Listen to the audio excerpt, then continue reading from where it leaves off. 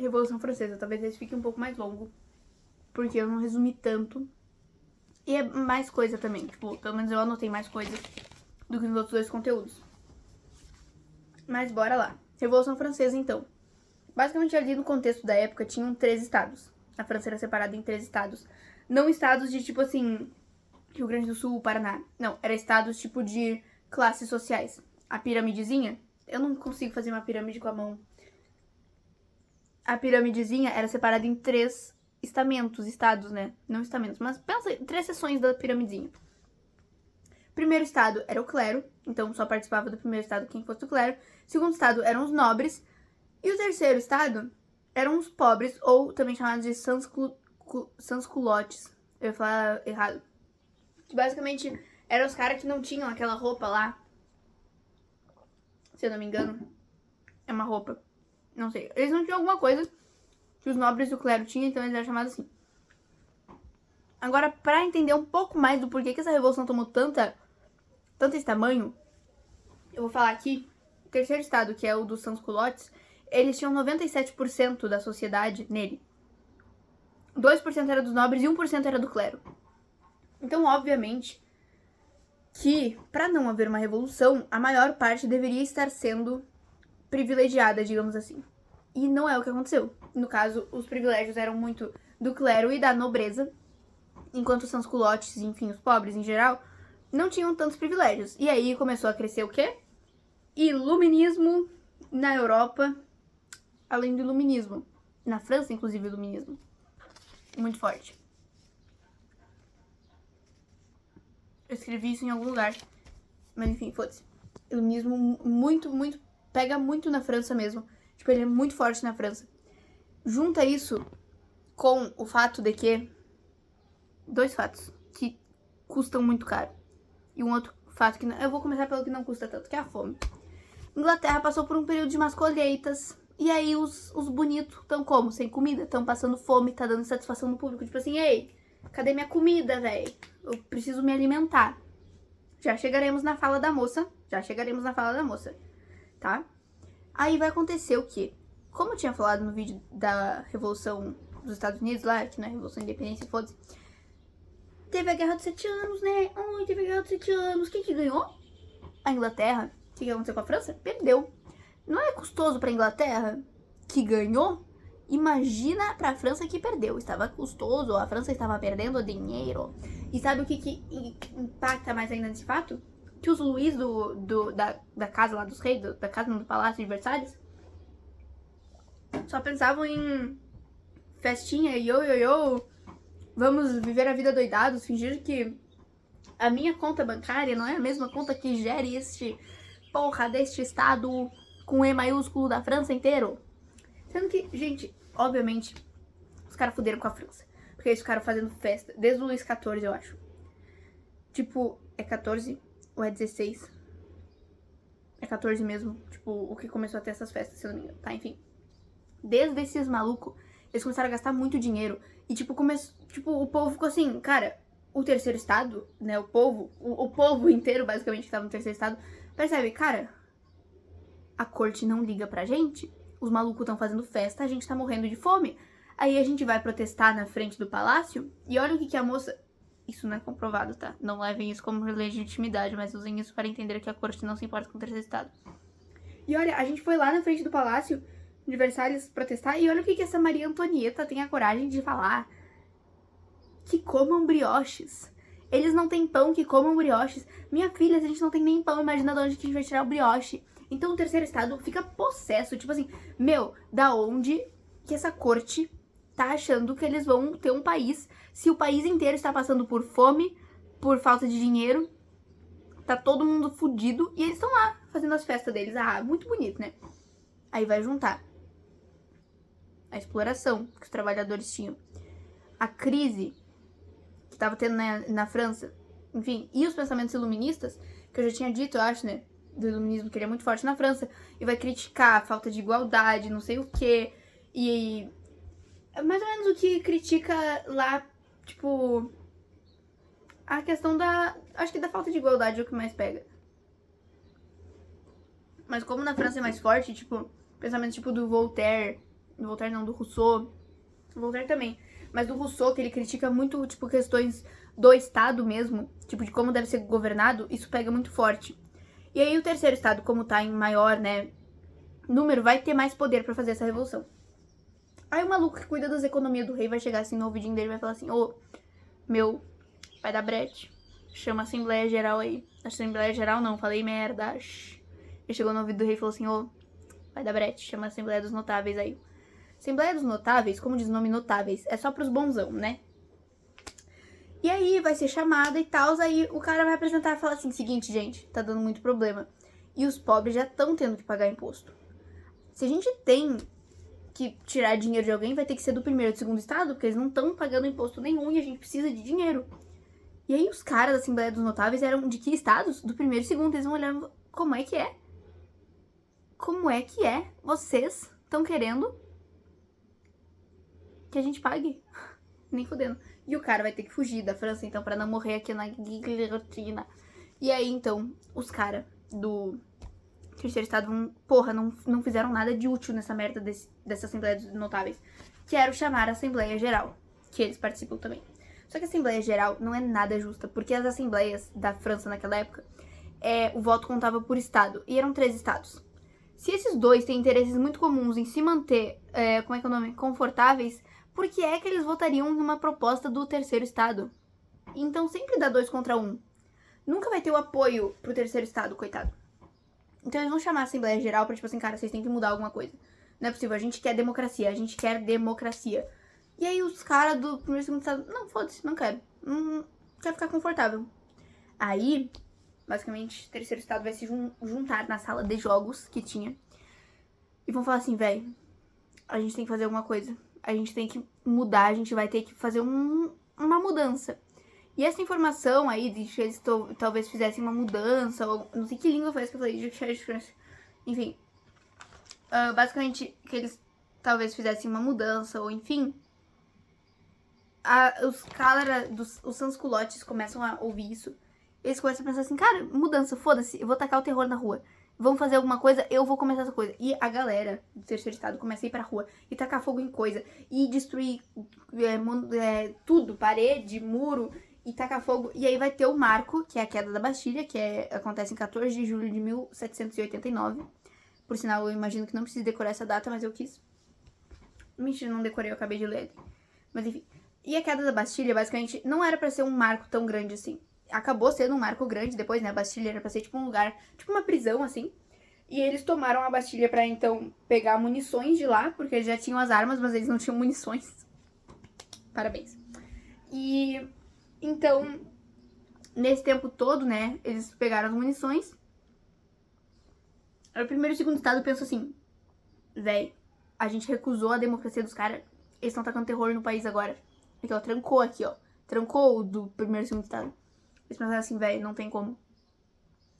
Vamos aceitar a democracia de vocês. Vamos lançar uma declaração dos direitos do homem e do cidadão. Ai, que lindo! Como eles são queridos! Lançam isso e vai ser, então, criada a primeira Constituição da França em 1791. Isso vai ser, então, um dos marcos, né, da Revolução, de conseguir um pouco de isonomia, né, a Constituição. E basicamente nessa Constituição vai tirar um pouco dos poderes do clero. Enfim, porque a igreja tinha muitos poderes. Vai confiscar também algumas das terras da igreja, porque nesse momento a França estava passando por muita fome. E eles precisavam de terras. E tinha terras da igreja que não estavam sendo usadas para isso. E então pra que vai ter uma terra que não tá sendo usada se a gente precisa de terra? Então eles vão conquistar as terras para depois produzir, né, alimento e tal. E também, que mais? Eu acho que é mais isso, assim. O clero vai acabar virando civil. Tipo, eles não vão mais ter esse status de, tipo assim, nossa, os fodões, sabe? Eles vão ser considerados civis agora. Aí, basicamente, a França passa por 3 fases, né? Que a primeira fase é da monarquia constitucional. Então, que é essa fase que vai ter a Constituição da França. E que essa França, com a Constituição, vai ter no parlamento umas diferenças. Agora, o parlamento vai ser um pouco diferente. E vão ter, então, meio que grupos de interesses. 3 grupos formados. Que vai ser os jacobinos, a planície e os girondinos. Os jacobinos são da esquerda. Jacobinos são da esquerda e eles querem mudanças radicais. Como assim eles são da esquerda? Eles sentavam à esquerda do parlamento, do congresso, da salinha do congresso. Eles sentavam na esquerda, os girondinos sentavam na direita e a planície sentava no meio. Ai, Mona. Tá, aí basicamente o que vai acontecer? Os jacobinos, eles queriam uma mudança, tipo assim, cara, a gente precisa mudar radicalmente isso. A gente não quer uma mudança assim. A gente tá representando os sans-culottes aqui. A gente tá representando todos os pobres. A gente quer uma mudança que sirva. Os girondinos eram tipo assim, velho, tá, pode mudar, mas eu tô confortável aqui. Eu represento o primeiro e segundo estado, entendeu? Sou mais conservador. Tô querendo ficar no meu cantinho confortável. Se eu ajudar os malucos, eu vou perder meu conforto. Não quero perder meu conforto. Então, vamos maneirar um pouco. E a planície era o centro. E o centro é tipo assim, uma hora aqui, outra hora ali, basicamente. Beleza. Aí vai ser, então, colocado na monarquia constitucional, voto censitário. Voto censitário não é a coisa mais do povo assim não, tá? Porque voto censitário é pela renda. E se tu for pensar que quase a galera inteira da França era pobre, isso exclui uma galera de votar, ainda mais que as mulheres não podiam votar. Alguns dos caras que eram importantes, assim, de pensar nessa época, que eles vão ser, enfim, bons, vai ser bom entender eles pra República ali, que é o próximo período, que a gente só viu duas fases, e eu anotei que seriam 3 fases, mas enfim. É o Danton, Marat e Robespierre. Robespierre é muito foda, tipo assim, ele é um radical mesmo, é um jacobino muito radical. O Danton é, tipo, mão direita, mão esquerda, então, que os jacobinos são da esquerda, entendeu? Mão esquerda. Tá, parei. Ele vai ser, tipo, o braço, fiel escudeiro do Robespierre. E o Marat tá ali, né? Enfim. Aí, basicamente, vai ser abolida a monarquia constitucional. Porque, assim, a monarquia constitucional, como diz, é uma monarquia que tem uma constituição. Então, ainda vai ter um rei com os direitos um pouco diminuídos, sabe? Só que os caras os sans-culottes, eles estavam tão putos com o rei que eles... Véi, a gente vai matar esse rei, a gente vai matar esse rei. Começaram a perseguir o rei. E o rei, tipo assim, quando ele deixou, assim, ter a monarquia constitucional e tal, ele, não, de boa, né, podem se acalmar comigo. E os caras até deram uma acalmada. Só que aí eles ficaram sabendo que o rei estava tramando, possivelmente, uma contra-revolução com o apoio da Áustria. Porque a Áustria é de lá que sai a Maria Antonieta, eu acho. Eu não tenho certeza, não lembro. Que basicamente é a mulher do Luís XVI, né, que é o rei da época. E também a Áustria estava planejando atacar a Inglaterra pelo fato, e estava ameaçando atacar a Inglaterra, inclusive, pelo fato de que a Áustria tinha uma monarquia. E ver um movimento revolucionário acontecer, estava trancando o cu de todas as monarquias. Porque pensa, caralho, se essa revolução der certo, a gente vai perder o nosso poder também, porque eles vão ser impulsionados por aqueles. Então, a Áustria estava querendo impedir que isso acontecesse já. E aí o Luís XVI vai lá, ô Áustria, vem cá. Eu tô pensando em dar uma contra-revolução desses velhos aí. Aí a Áustria vai falar assim, não, Luiz, então faz o seguinte, foge pra cá, foge aqui com a gente, e aí tu vai conseguir. Luís XVI, na calada da noite, depois de estar um pouco mais tranquilo com o público, tenta fugir, e o público descobre que ele estava fugindo. Tem várias hipóteses do porquê, eu não vou entrar nesse mérito aqui, porque a gente já falou em aula, tô com preguiça de contar o bagulho da moeda lá e tal. Se alguém não souber, eu falo depois no outro vídeo. E basicamente o Luís XVI está tentando fugir, e aí a população acha ele, e creu, é guilhotina sim. Guilhotina pra ele e pra esposa Maria Antonieta também, que tomou no cu. Então é isso. Basicamente, vai ter o fim do absolutismo. Vai chegar aos 3 poderes para a próxima fase, que é a Convenção Nacional ou República. E é isso, então. Nessa nova fase da República, eu vou tentar ser bem rápida, ela vai começar com o domínio dos girondinos, que são, então, os caras da direita. Só que os girondinos, eles são meio conservadores. Como eu já disse antes. Eles não querem que as coisas mudem tanto. Só que o Robespierre, ele começa a falar muitas coisas, tipo, pra galera, assim, pro público. Ele fala coisas pra, tipo assim, quem quiser ouvir, ele chega em praças públicas e começa a discursar e papapá.